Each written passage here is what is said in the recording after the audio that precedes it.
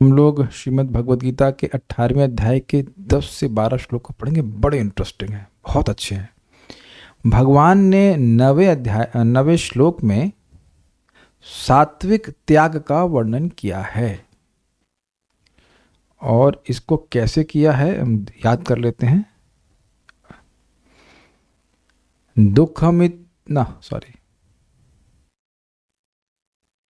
कार्यमित्येव यत्कर्म नियतं क्रियते अर्जुन संगम त्यक्त्वा फलं चैव स त्यागः सात्विको मतः। कार्यम इत्येव यत्कर्म नियतम, जो नियत कर्म को ऐसा मानता है कि कार्य है, अर्थात मुझे मेरा कर्तव्य है, मुझे करना चाहिए, और क्रियते ऐसे करता है।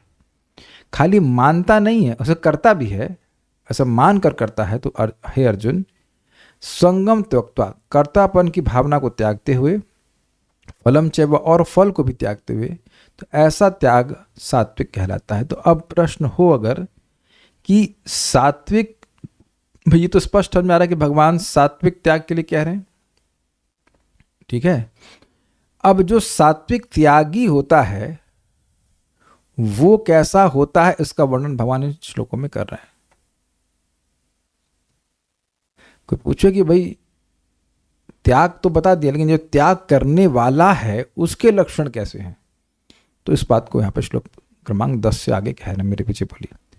न द्वेष्ट कुशलम कर्म कुशलेनानुषज्यते, न द्वेष्ट्य कुशलं कर्म कुशलेनानुषज्यते, त्यागी सत्व समाविष्टो मेधावी छिन्न संशयः, त्यागी सत्व समाविष्टो मेधावी छिन्न संशयः। न द्वेष्ट कुशलम कर्म कुशलेनानुषज्यते, न द्वेष्ट्य कुशलं कर्म कुशलेनानुषज्यते, त्यागी सत्व समाविष्टो मेधावी छिन्न संशयः। त्यागी सत्व समाविष्टो मेधावी छिन्न संशयः। बोलिए।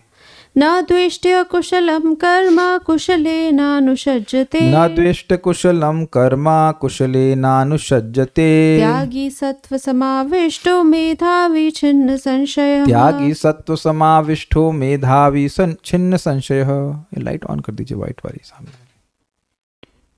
सतगुण में स्थित बुद्धिमान त्यागी, जो न तो अशुभ कार्य से घृणा करता है, न शुभ कर्म से लिप्त होता है, वह कर्म के विषय में कोई संशय नहीं रखता। सत्व समाविष्टो, सत्व गुण से संपन्न, सत्व समाविष्ट, सत्व मतलब सतगुण में जिसका चित्त सम्यक रूप से आविष्ट है, ये अर्थ होगा इसका। आविष्ट मतलब एब्जॉर्ब है। मेधावी, वह बुद्धिमान होता है, ऐसा सात्विक त्यागी। अकुशलम मतलब दुखजनक, जैसे जाड़े में स्नान करना, ये दुखजनक है। उनसे, उन कर्मों से ना द्वेष्टि, द्वेष नहीं करते हैं। देखिए, अकुशलम का अर्थ ये मत सोचिएगा कि कोई व्यक्ति पापमय कार्य कर रहा है और उससे द्वेष ना करे। पापमय कार्य करने का मतलब ही होता है। मुर्गा काटने के लिए थोड़ा बोला जा रहा है, बात ये बोला जा रहा है अकुशलम मतलब जो कार्य आपके शरीर को कष्ट देने वाले हों, जैसे सुबह उठना, स्नान करना, ये सब खराब लगता है, तो उनसे द्वेष नहीं करता है। जो द्वेष करेगा उन कार्यों को नहीं करेगा, सीधी बात है, हमें नहीं करने। कुशलम यानी सुखदायक कर्म से न अनुषज्यते, अनु मतलब निरंतर, और सज्जते मतलब आसक्त नहीं होता। जैसे कि गर्मी में स्नान, तब देखिए जाड़े में भी स्नान करना होता है ना। भी क्या मतलब हुआ, एक बार तो देखिए शायद लोग करते ही हैं, लेकिन अगर आप बीमार नहीं हैं और आप वॉशरूम गए हैं, वॉशरूम से मतलब लैट्रिन गया है, तो अब जाड़े में भी स्नान करना होता है। अब मैं इस पर जोड़ दे रहा हूं कि किसी को बुखार है तो एक अलग बात है, मान लीजिए किसी को लूज मोशन और एक अलग बात है, लेकिन ऐसा नहीं कि अगर अपवित्र हो गया और वो बिना स्नान करके अब पूजा चालू कर देगा, कुछ और काम करना शुरू कर देगा। तो वहां तो अब गर्मी में तो चलो ये नियम पालन करना आसान होता है, लेकिन जाड़े में तो भारी लगेगा ना। और आप ये देख रहे हैं बहुत से भक्तों का ये गुण आ ही गया होगा, नहीं तो जाड़े में 2 या 3 बार स्नान करने में तो सोच के ही कपकपी आ जाती होगी, है कि नहीं। बहुत से लोग, अब यहाँ हाथ नहीं खड़ा करना तो जान जाएंगे, लेकिन आप जानते हैं कि जाड़े में लोग दोपहर के 12 बजे के सूर्य का, सूर्य 2 बार उदित होना चाहिए ना जाड़े में। एक बार सुबह जो अपने टाइम से होना हो जाए, लेकिन दोपहर में 12 बजे होगा तब वेट करेंगे। हमारे घर में हमारी दादी वो पानी की बाल्टी को धूप में रख देंगी, वो बिजली से नहीं गर्म करेंगे, जब वो धूप से गर्म हो जाएगा, गुनगुना हो जाएगा, तब स्नान करेंगे। हम प्रैक्टिकल देख रहे थे एंड इट्स ऑल ओके।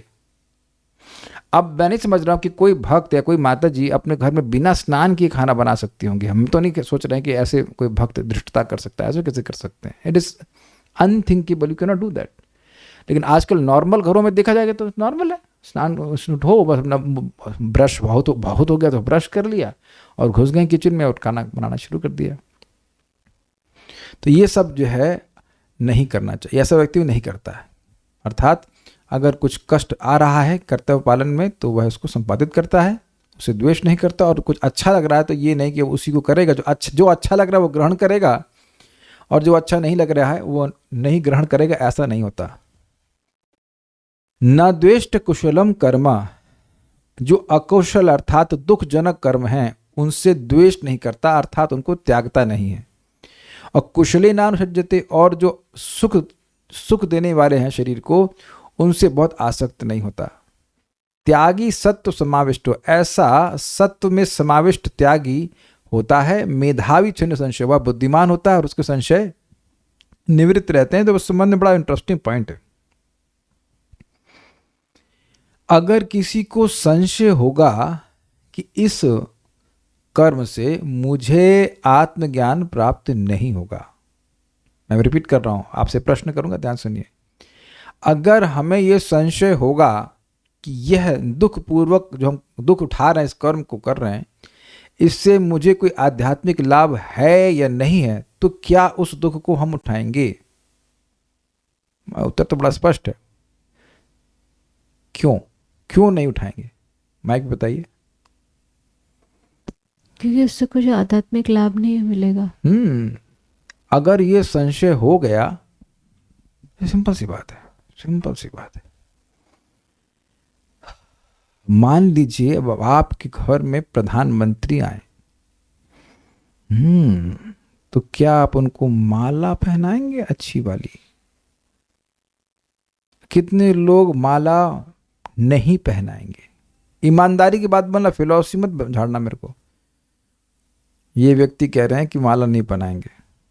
मैं आप कहेंगे ऐसा कहाँ हो सकता है कि प्रधानमंत्री हमारे घर में आए? मैं नहीं पहनाने वालों के लिए हाथ खड़ा करने की बात कर रहा हूं। जिस दिन आपके घर में आएंगे तो आपको मालूम चलेगा। प्रधानमंत्री घर में आएंगे, आप खड़े भी नहीं होंगे। अच्छा, कितने लोग खड़े भी नहीं होंगे? आप कुछ भोजन भी नहीं बनाएंगे उनके लिए। आलू की सब्जी सबसे सस्ती, it's not that I don't like आलू, हम जस्ट सेइंग कि सबसे सस्ती वाली। जल भी नहीं पूछेंगे। तो अब आप समझ रहे हैं कि कुछ देखिए, ये आपके कहने की बात है। आपके पिताजी आप एकदम लाइन में लगा देंगे आपको, कहे पूजा बंद करो, पहले काम करो, देखो प्रधानमंत्री आए हैं। चक्कर क्या है कि सब थ्योरी सुनते सुनते दिमाग में खाली थ्योरी घुसी हुई। प्रैक्टिकल बात कीजिए आप। आपके घर में आज, अरे आपके घर की बात छोड़िए, कहीं शहर में जाते हैं पूरा ब्लॉकेज लग जाता है। तो एक इंसान के प्रति कितनी श्रद्धा है कि इनका सम्मान करके हमको बहुत बहुत बड़ा लाभ मिल जाएगा, जबकि बहुत बड़ा कुछ भी नहीं दे सकता कोई व्यक्ति। प्रतिमा नाही तुम्ही साक्षात ब्रजेंद्र नंदन। आप समझ रहे हैं कि मैं कुछ सोच के कुछ बोल रहा होता हूं। प्रतिमा नाही तुम्ही साक्षात ब्रजेंद्र नंदन, क्या अर्थ है इसका, जरा बताइए।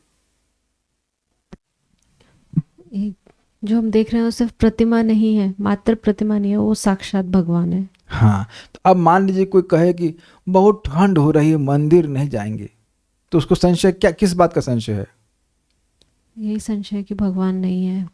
नहीं, हो सकते हैं, मे बी शायद नहीं हो।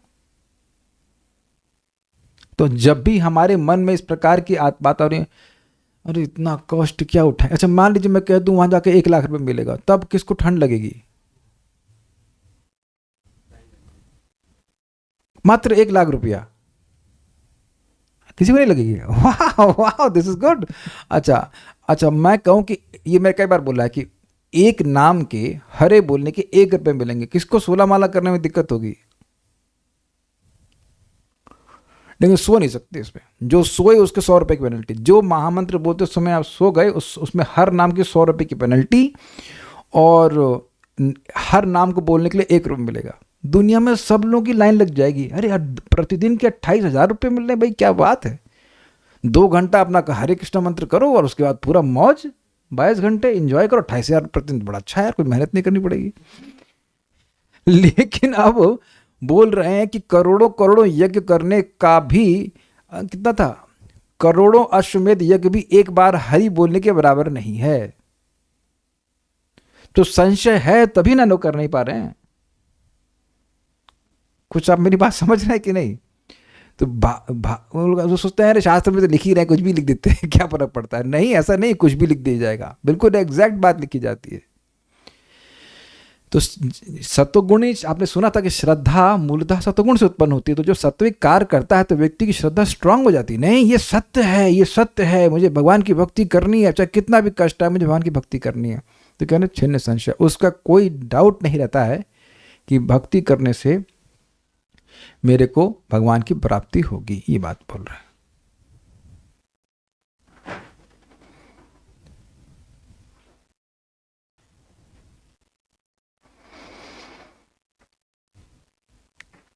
एक दिख जाते तो मैं मजाक बनाता, दिख नहीं रहे।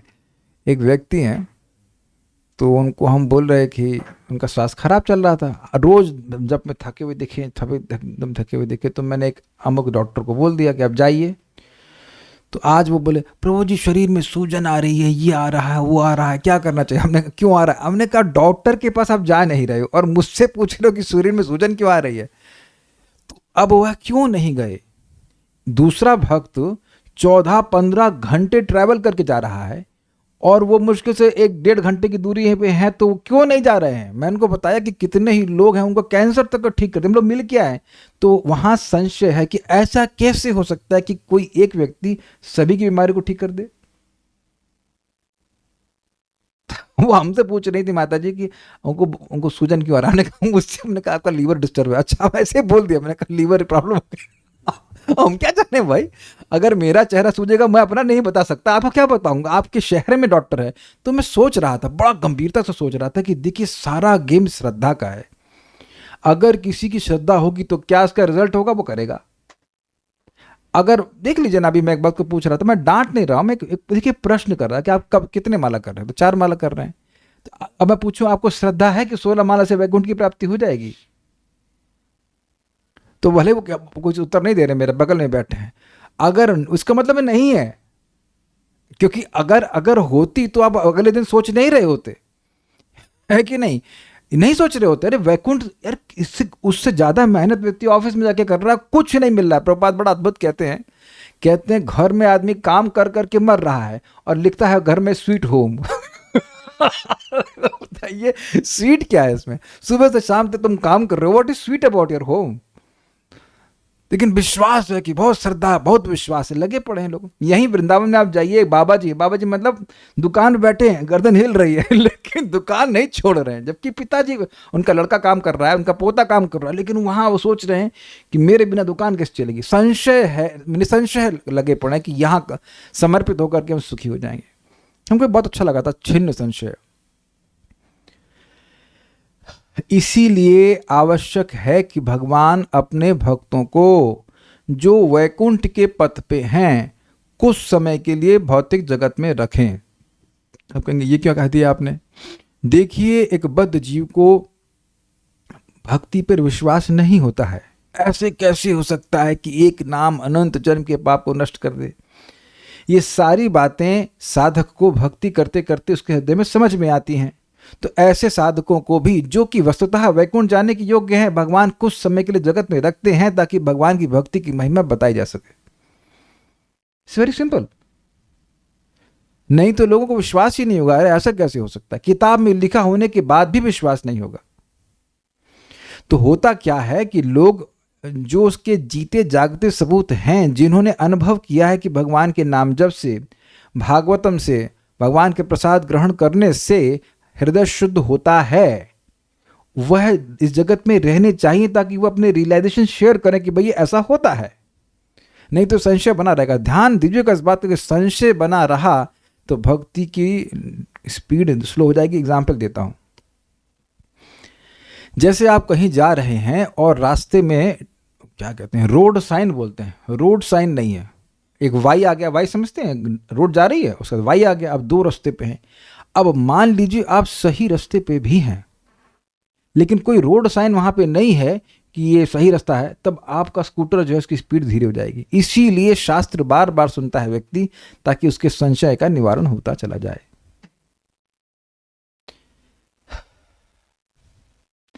एक भक्त के मन में आ सकता है, अरे मेरे हृदय में तो इतना काम क्रोध आदि है, क्या भगवान मेरी सेवा स्वीकार करते होंगे, क्या भगवान मुझसे प्रसन्न होते होंगे। एक साधक के मन में आ ही जाता है। स्पष्ट लिखा हुआ है वहाँ पे, भागवत का एक श्लोक उद्धरण करते हैं शिला चक्रवर्ती पाद कि जो व्यक्ति भगवान की रासलीला को गुरुजनों के माध्यम से श्रद्धा से सुनता है तो उसके हृदय से जो काम वासना है समाप्त हो जाती है। यानी कि काम वासना होते हुए भी व्यक्ति भगवान की लीलाओं का श्रवण कर सकता है और उसका प्यूरिफिकेशन होगा। आप कहेंगे बात तो बहुत सिंपल है, इसमें कौन सी कॉम्प्लिकेटेड बात है। लेकिन भक्त के हृदय में ये साधना करते करते मन में आता है, मेरे हृदय में इतने दोष हैं, क्या भगवान मेरी सेवा स्वीकार करते हैं, क्या भगवान मेरी सेवा से सुखी होते हैं। तो ये समझने का प्रयास कीजिए। जैसे ही मन में संशय आने लगेगा तो व्यक्ति का भक्ति का उत्साह डाउन होने लग जाएगा। इसलिए संशय बहुत खतरनाक चीज है। तो इसलिए कह रहे छिन्न संशया, उसने सत्वगुण का त्याग किया। सत्वगुण में रह के जब व्यक्ति त्याग करता है तो उसके अपने आप संशय शब्द नष्ट होने लगते हैं क्योंकि ज्ञान उदित होने लगता है। गीता भूषण, यह श्लोक सत्वगुणी त्यागी के गुणों का वर्णन करता है। अकुशलम अर्थात जो कर्म उसको दुख देते हैं उनसे वह घृणा नहीं करता, जैसे ठंड में स्नान करना। मैं समझता हूं कि ये आप लोग इस गुण को प्राप्त कर चुके हैं। मैं नहीं स्वीकार करूंगा कि कोई भक्त सुबह उठ कर सोचता भी होगा कि स्नान करना है क्या। Anyone here who is raising this, मतलब who would like to raise hand on this, be honest about it. अरे सब गुड बॉय हो गए, वेरी गुड। तो आप ये देखिए कितनी बड़ी प्रगति है। There is no second thought कि सुबह उठ करके स्नान करना भी है क्या। आपने, एक व्यक्ति ने हाथ खड़ा किया, किस लिए किया पता नहीं किस साइड में आप।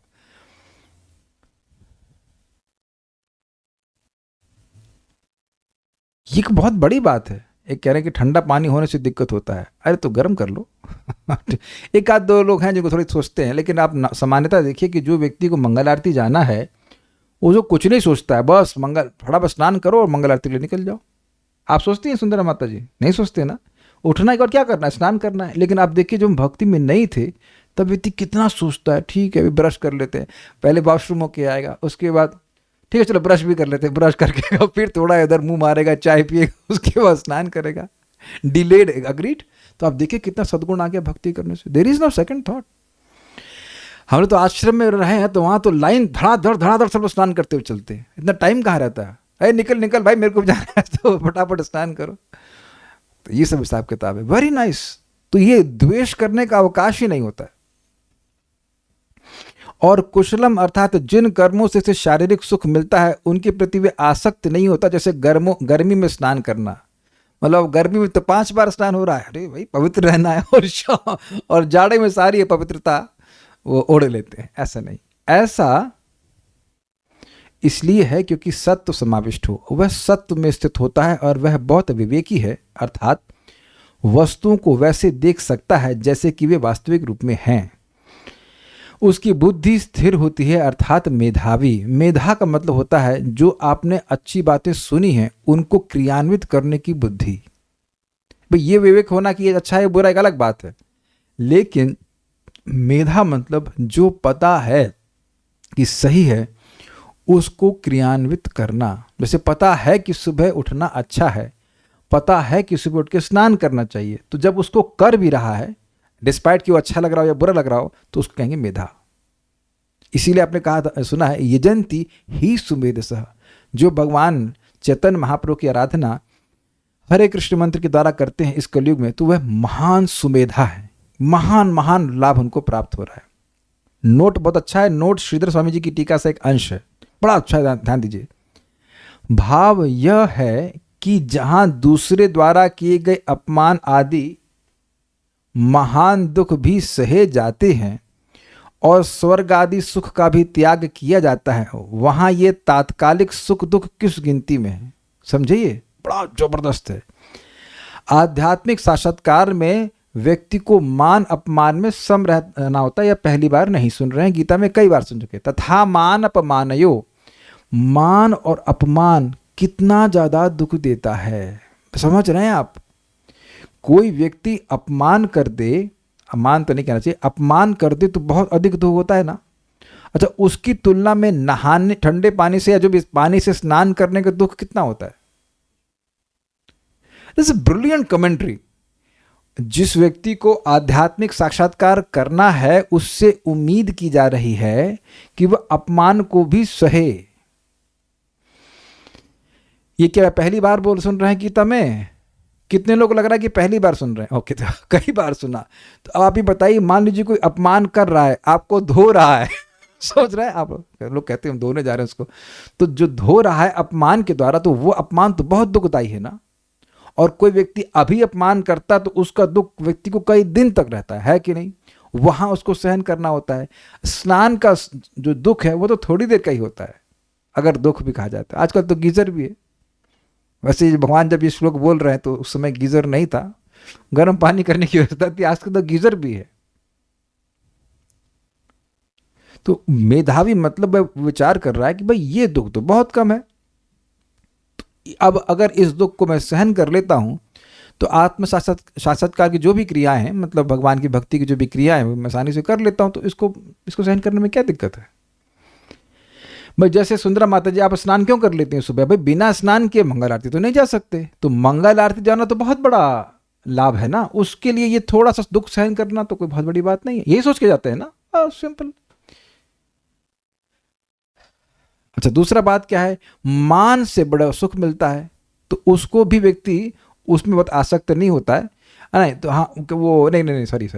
उसके बाद कह रहे हैं कि सुख का त्याग, कह रहे हैं कि जब आदमी को आत्म साक्षात्कार करना होता है तो वह कुछ यज्ञ आदि करता है तो उसके बदले में उसको स्वर्ग मिल सकता है, ठीक है? तो वह स्वर्ग के सुख का त्याग करता है।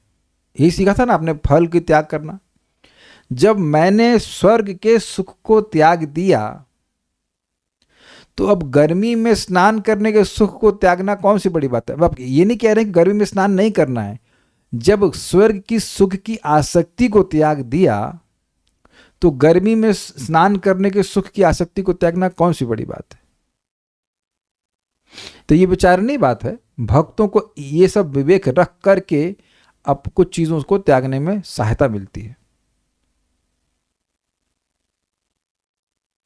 जैसे मान लीजिए कि कोई किसी को ऐसा नौकरी मिल रही है जहां पैसा तो बहुत मिलेगा लेकिन भक्ति करने का टाइम नहीं मिलेगा, तो जो विवेकी व्यक्ति है वह सोचेगा, अरे भाई जब हम इस जगत को ही त्यागने के चक्कर में हैं ताकि वैकुंठ की प्राप्ति हो जाए, तो अब उसमें कोई अंतराय आएगा, उसमें कोई डिस्टर्बेंस आएगा, तो ऐसी नौकरी को त्यागने में क्या दिक्कत है? नौकरी तो जगत के अंदर ही है ना, निर्वाह करने के लिए जो आपको करना है वो कर लीजिए, लेकिन ऐसी नौकरी जो आपको भगवान की भक्ति करने ही ना दे, ऐसा है तो बहुत सी नौकरी हो सकती हैं ही इस प्रकार की। तो ऐसी नौकरी को त्याग कर सुख को त्यागने में कौन सी बड़ी बात है जब हम जगत को ही त्यागने के चक्कर में हैं? बहुत अच्छा बात यहाँ पे। तो ये हर कोई नहीं कर सकता है, जिसके पास बुद्धि होगी वह कर सकता है। अरे ये सब छोड़िए, जब व्यक्ति साधु जीवन में भी आता है तो वह किस में फंस जाता है?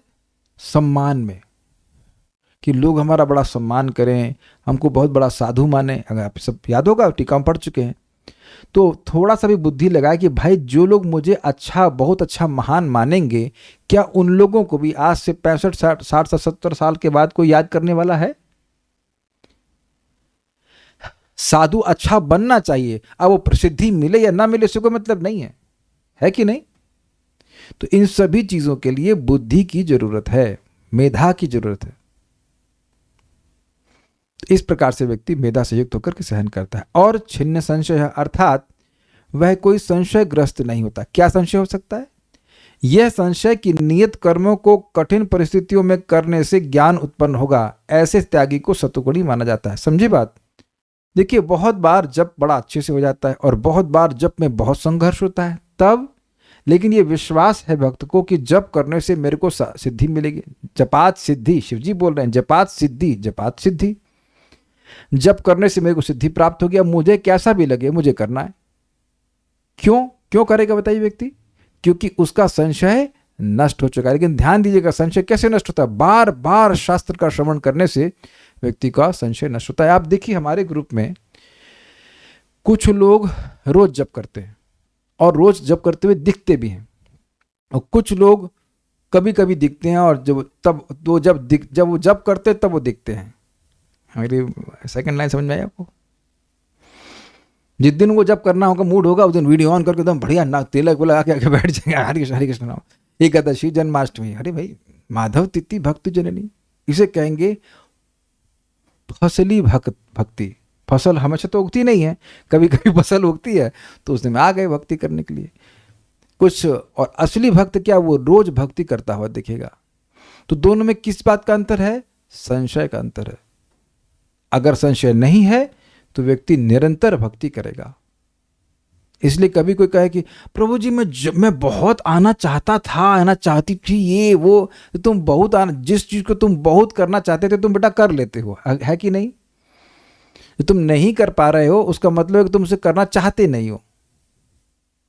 मुझे अच्छे से याद है, हम लोग अयोध्या में गए थे बस पार्टी लेकर, तो सब ब्रह्मचारियों का जो बस पार्टी में थे उनका उत्साह हुआ कि हम रामलला का दर्शन करेंगे।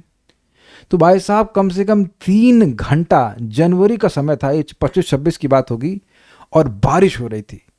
3 घंटा जाड़े में बारिश में भीगकर हम रामलला का दर्शन किए हैं। आप लोग पता है कि नहीं पता, वो खूब उसमें जालियां लगी हुई हैं, जगह जगह पुलिस लगी हुई है, उसके बाद लाइन में लगे रहो 3 आवर्स, 3 घंटा। कभी जाड़े में स्नान करा है कोई व्यक्ति? बताइए। अमेजिंग बात है, किसी को जुकाम भी नहीं हुआ, भगवान राम की ऐसी दया, किसी को जुकाम नहीं हुआ। हमने कहा सब बीमार होंगे, सब बुखार हो, किसी को कुछ नहीं हुआ। तो विश्वास था भक्तों का, श्रद्धा थी कि भगवान का दर्शन करेंगे तो करेंगे, खड़े खड़े खड़े खड़े। अब कुछ नहीं कर सकते हो। हम लोग सोच भी रहे थे, अरे भाई कम से कम ये लोग छत डाल देते, कुछ नहीं डाल रखा, केवल जाली। गंगा सागर में ऐसे करते हैं। अरे ठंड में जाते हैं लोग इधर, कहाँ ऊपर गंगा जी के इसमें जहाँ से गोमुख वगैरह है वहाँ पे स्नान करते हैं, गंगोत्री, हाँ सॉरी गंगोत्री में। फिर हमें अच्छे से याद है, उधर हम लोग गए थे, तब तो भक्ति में नहीं था, 97 की बात है, वैष्णो देवी गए। आप लोग को याद है, वो सबसे पहले नहाते हैं, वो बम्बे चलते हैं और कोई गर्म नहीं, एकदम आइसी कूल पानी। आज तक वो ठंड याद है ना, बचवा तो चिल्लाते हुए व्यक्ति इसमें प्रवेश करता है। लेकिन भाई दुर्गा देवी का दर्शन करने जाता है, गंदे कैसे जा सकते हैं? बच्चे तक स्नान करते हैं उसमें, हमने किया है बच्चे के रूप में तब। तो पॉइंट बहुत सिंपल है, संशय की बात। हम देख रहे हैं कुछ भक्त लोग बीमार हैं फिर भी 16 माला जप करते हैं, रिपोर्ट्स आती हैं, तो उनके मन में कोई संशय नहीं रहेगा। उसका एकमात्र कारण है रोज श्रवण करना। जहां श्रवण की कमी वहां संशय का निर्माण, और फिर कहेगा नहीं भी करेंगे तो क्या फर्क पड़ता है। अच्छा, ये दूसरा नोट श्री स्वामी की टीका से है। इसलिए जिसका शरीर आदि के सुख की लिप्सा और दुख के त्याग की इच्छा रूप मिथ्या ज्ञान नष्ट हो गया, ऐसा वह छिन्न संशय है। इन छिन्न संशय का एक दूसरा तो बता रहे हैं कि वह, क्योंकि वह मेधावी है, इस कारण से उसका शरीर आदि के सुख की लिप्सा, मतलब शरीर को सुख मिले ये इच्छा, और दुख ना मिले, मतलब यानी दुख के त्याग रूप का जो मिथ्या ज्ञान है, मतलब कहने का मतलब ये है कि जो दुख लगे शरीर को वो त्याग देना चाहिए, और जो शरीर को अच्छा लगे वो स्वीकार कर लेना चाहिए। ये ज्ञान गलत है। जो बुद्धिमान व्यक्ति है वो ऐसे मिथ्या ज्ञान को त्याग देगा, ऐसा वह छिन्न संशय हो गया है। समझ में आ गया? देखिए, इसका मतलब यह नहीं कि हम अपने शरीर को कंफर्टेबल नहीं रह सकते। क्या मैंने स्वेटर नहीं पहना या आप लोगों ने नहीं पहना, ऐसा नहीं बोल रहे हैं, ऐसा भगवान कभी नहीं बोल रहे हैं, ना अर्जुन को ऐसा करने के लिए बोल रहे हैं। लेकिन जो आपको अपने कर्मों को, नियत कर्मों को, ड्यूटीज को करने में कष्ट अनुभव हो, वह स्वीकार करना ही चाहिए, ये बात बोल रहे हैं। अरे यहीं देख लीजिए, सब्जी वाले सुबह आके बैठ जाते हैं, हम शायद 6:30-7 बजे नहीं बैठते हैं, बताइए। ठंड में बैठे रहते हैं, गर्मी में भी बैठे रहते हैं, फिर करते ही हैं। तो भौतिकतावाद में लोग कर रहे हैं क्योंकि उनका बहुत विश्वास है इस बात पे, तो कह रहे हैं कि ये छिन्न संशय इसलिए ऐसा करता है। तात्पर्य, कृष्ण भावना भावित व्यक्ति न तो किसी व्यक्ति से घृणा करता है, न अपने शरीर को कष्ट देने वाली किसी बात से। वह उपयुक्त स्थान पर तथा उचित समय पर बिना डरे अपना कर्तव्य करता है। ऐसे व्यक्ति को जो अध्यात्म को प्राप्त है सर्वाधिक बुद्धिमान तथा अपने कर्मों में संशय रहित मानना चाहिए। अरे भैया ये सब कर्म वर्म करने में बड़ा झमेला है, छोड़ो, अब कर्म करो ही मत। भाई कर्म करेंगे ही नहीं तो कर्म फल बनेगा ही नहीं, जो कर्म फल बनेगा नहीं तो त्याग करना ही नहीं पड़ेगा और इतने नियम भी पालन नहीं करने पड़ेंगे। तो अब बताइए क्या करें, इस श्लोक को ले लिया जाए? ठीक है, आप लोग हाँ बोलते हुए दिख रहे हैं, तुम कर लेते हैं। तो अब वो यहाँ कह रहे हैं कि भैया भैया भैया बोल सकते हैं ना अर्जुन को, भाई आए भैया देखो, ऐसा हो ही नहीं सकता है कि आप कर्मों को पूर्णतः त्याग दीजिए। कर्मों को आप पूरा नहीं त्याग सकते हैं, इसलिए जो कर्म के फल को त्यागता है वही त्यागी कहलाता है। शरीर में कष्ट हो लेकिन फिर भी हम 12वें श्लोक तो पढ़ने वाले हैं, तो अभी आपको पढ़ाया था ना, कुछ कष्ट लगे फिर भी सहन करना चाहिए। हाँ अभी से कहा था, समझ आ गया ना श्लोक? 10वां श्लोक किसी को ना समझ में तो फिर पढ़ाऊँ, आ गया ना सबको समझ में? ठीक, भागना मत कोई। ओके, देखो एक भाग गया आ गया। तो आप देख रहे हैं कि अब थोड़ा कष्ट दिया जा रहा है, अब पढ़ाते हैं। देखिए हम लोग नर्सरी के बच्चों से तो बड़े हैं, मेरे ख्याल से फर्स्ट के बच्चे भी 6-6 घंटे रोज पढ़ते हैं, तो हम थोड़ा श्लोक को कर लेते हैं। मेरे पीछे बोलिए। न हि देह भृता शक्यम त्यक्तुम कर्माण्यशेषतः, न हि देह भृता शक्यम त्यक्तुम कर्माण्यशेषतः, यस्तु कर्म फल त्यागी स त्यागित्यभिधीयते। यस्तु कर्म फल त्यागी स त्यागित्यभिधीयते। बोलिए। न हि देह भृता शक्यम त्यक्तुम कर्माण्यशेषतः, न हि देह भृता शक्यम त्यक्तुम कर्माण्यशेषतः, यस्तु कर्म फल त्यागी स त्यागित्यभिधीयते। यस्तु कर्म फल त्यागी स त्यागित्यभिधीयते। बहुत अच्छा श्लोक है। निसंदेह किसी भी देहधारी प्राणी के लिए समस्त कर्मों का परित्याग कर पाना असंभव है, लेकिन जो कर्मफल का परित्याग करता है वह वास्तव में त्यागी है।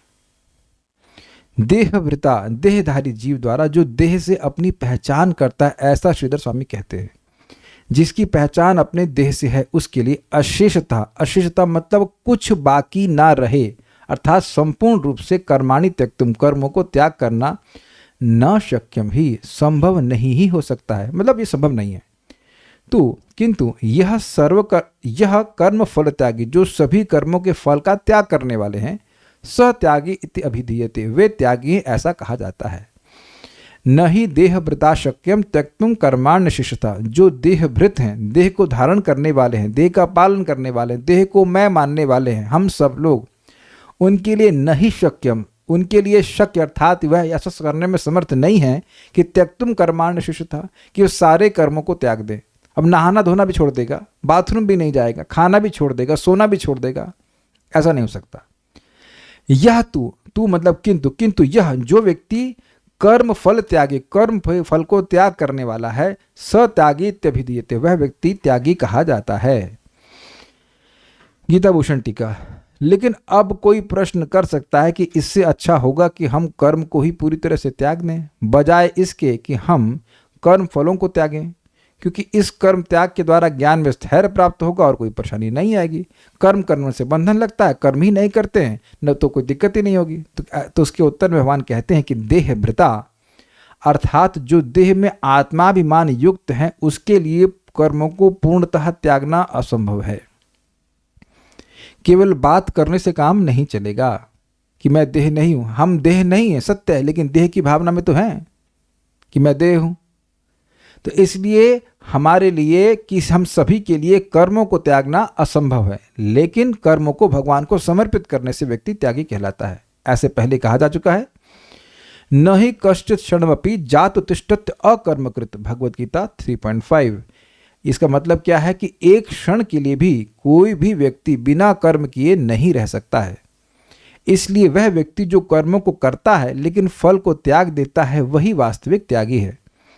जो सनिष्ठ भक्त है वह कर्ता का भाव त्यागते हुए और फलों की इच्छा को त्यागते हुए सारी क्रियाओं को अपनी सर्वश्रेष्ठ शक्ति और योग्यता से करता है, ताकि उसके हृदय में ज्ञान उत्पन्न हो। यही भगवान का निर्णय है। सनिष्ठ भक्त क्या होता है? वह व्यक्ति जो वर्णाश्रम के नियमों का करता है, लेकिन वर्णाश्रम के कर्म को करते हुए उसमें यह भाव नहीं आता कि मैं स्वतंत्र करता हूं इसलिए इसके फलों को मैं भोगूंगा। भगवान को समर्पित करते हुए चलता है और उसमें आत्मज्ञान प्रकाशित होता है। ये बात यहाँ पे वो कह रहे हैं। मेरे ख्याल से सबको समझ में आती होगी बात। तो बड़ा इंटरेस्टिंग है, क्योंकि हमेशा हम लोग कर्म करते ही रहते हैं। कर्म करना हम नहीं रोक सकते हैं, लेकिन कर्म के फलों को भगवान को समर्पित करना सीखना चाहिए, और उससे उसको कोई कर्म नहीं लगेगा। उदाहरण दिया जाता है कि वो आर्मी का जवान है, वो गोली चलाता ही है भाई, गोली चलाए बिना कैसे वो बॉर्डर पे खड़ा रहेगा, लेकिन वह गोली क्योंकि सरकार की आज्ञा पे चलाता है, इसलिए उसे कोई पाप नहीं लगता, कोई पाप इन द सेंस कोई अपराध नहीं लगता है। बैंक का कैशियर पैसे गिनना कब छोड़ता है? उसका तो काम ही पैसा गिनना है, लेकिन वो बैंक के लिए गिनता है। स्वीकार्य है? समझते हैं ना एग्जाम्पल को? तो कैशियर 1 रुपया भी नहीं मांगता अपने हिसाब से अपने लिए। सैलरी वाली बात अलग है, लेकिन जो गिन रहा है वो ही नहीं सोच रहा है कि मेरे अकाउंट में जा रहे हैं, मेरे अकाउंट से जा रहे हैं, नहीं, कुछ भी नहीं। तो ये बात यहाँ पे बोली जा रही है। ये इंटरेस्टिंग है और ये बहुत प्रैक्टिकल है।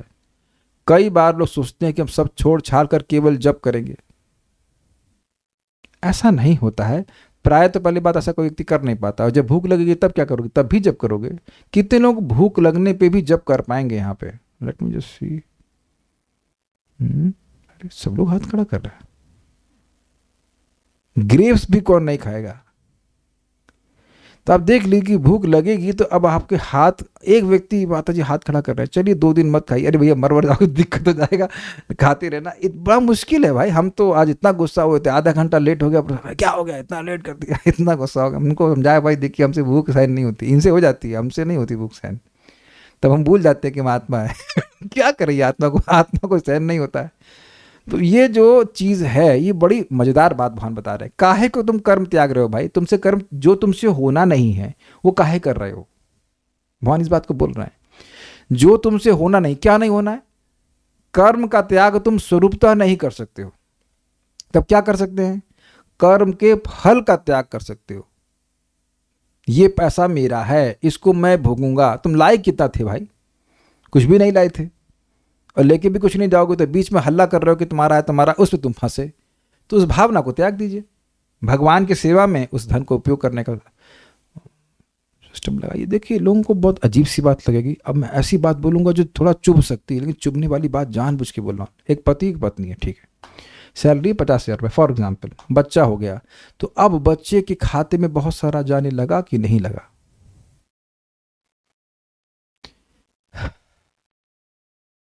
क्यों भाई? वो बोझा है।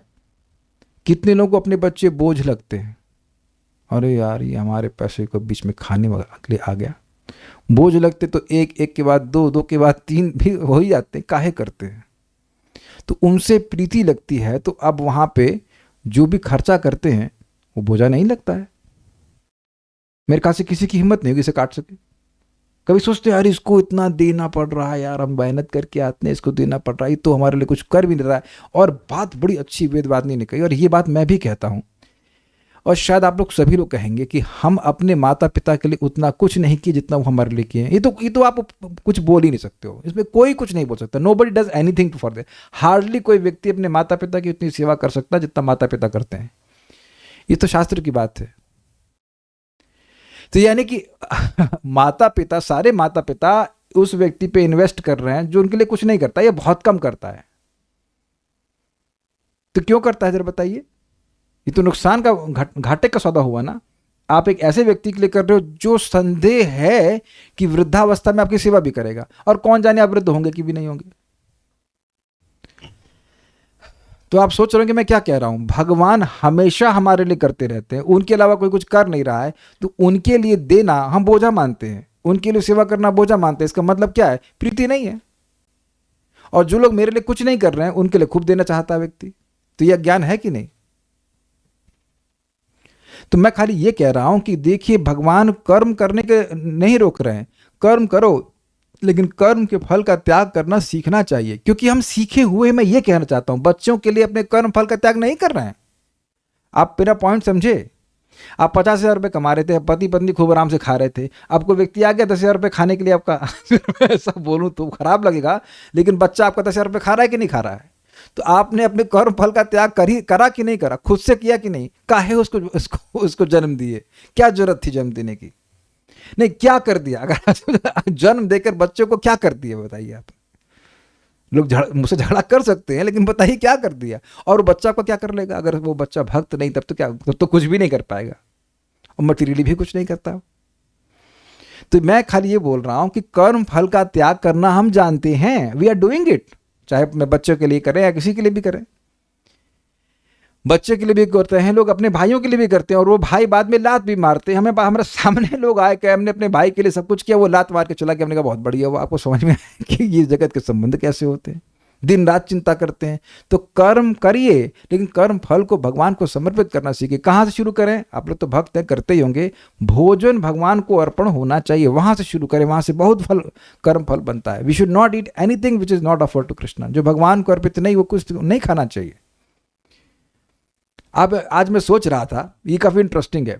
अब अपने में से कितनी माताओं के घर में ड्रेसिंग टेबल हमको नहीं पता, लेकिन कितनी देर आप अगर मान लीजिए सज भी ली, कोई कर्मी माता जी है, खूब सज ली, कितनी देर अपने को देखेगी? ये बताइए, कितनी देर देख सकती है? अनो आधा घंटा, 1 घंटा। अब हम गिरिराज जी के यहाँ थोड़ा श्रृंगार करते हैं, मतलब श्रृंगार से भगवान कुछ फूल अर्पण करते हैं, 5:30 से देख रहे हैं इनको 5:30 से बैठे हुए देख रहे हो, कितना सुंदर लग रहे हैं भगवान, कितने सुंदर। आज मैं सोच रहा था कि खुद अपना मेकअप कोई व्यक्ति करे, इस देह का जो कुत्ते के द्वारा खाया जाएगा, तो वो देखने लायक वैसे भी कुछ नहीं है उसमें, और वो कितनी देर देखेगा? अगर आप बहुत स्मार्ट लग रहे हैं तो कितनी देर देखोगे आप? आपकी आंखों को कितना संतोष मिलने वाला है। लेकिन भगवान को आप श्रृंगार कीजिए तो आप कितनी देर देख सकते हैं? बैठे रहिए, जब करते रहिए, देखते रहिए।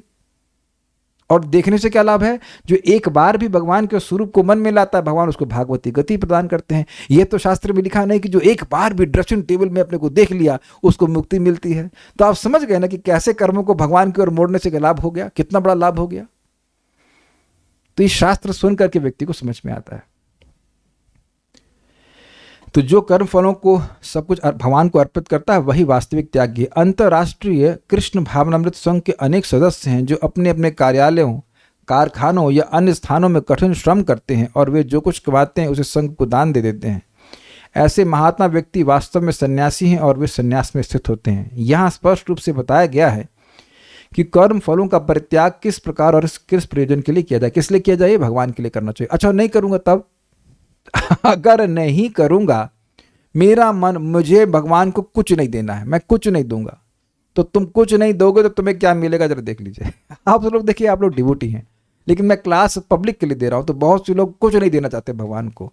तो वो कोई सोचे कि मैं भगवान को कुछ नहीं दूंगा, तो 3 पुरस्कार मिलेंगे, वो देख लेते हैं क्या। अनिष्टमिष्टमिश्रम च त्रिविधम कर्मणः फलम्। अनिष्टमिष्टमिश्रम च त्रिविधम कर्मणः फलम्। भवत्यत्यागिनां प्रीत्य न तु सन्यासिनां क्वचित्। भवत्यत्यागिनां प्रीत्य न तु सन्यासिनां क्वचित्। अनिष्टमिष्टमिश्रम च त्रिविधम कर्मणः फलम्। अनिष्टमिष्टमिश्रम च त्रिविधम कर्मणः फलम्। भवत्यत्यागिनां प्रीत्य न तु सन्यासिनां क्वचित्। भवत्यागिनां प्रीत्य न तु सन्यासिनां क्वचित्। बोलिए।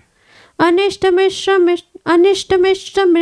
च त्रिविधम कर्मणः फलम्। अनिष्टमिष्टमिश्रम च त्रिविधम कर्मणः फलम्। भवत्यत्यागिनां प्रीत्य न तु सन्यासिनां क्वचित्। भवत्यत्यागिनां प्रीत्य न तु सन्यासिनां क्वचित्।